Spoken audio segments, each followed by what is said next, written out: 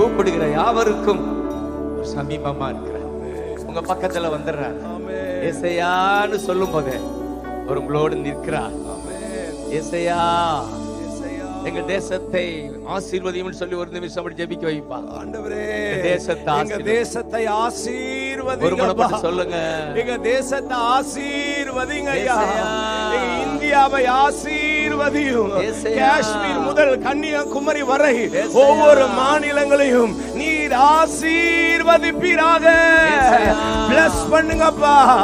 எங்க தேசத்தை ஆசீர்வதியும். செழிப்பு உண்டாகட்டும். செழிப்பு உண்டாவதாக.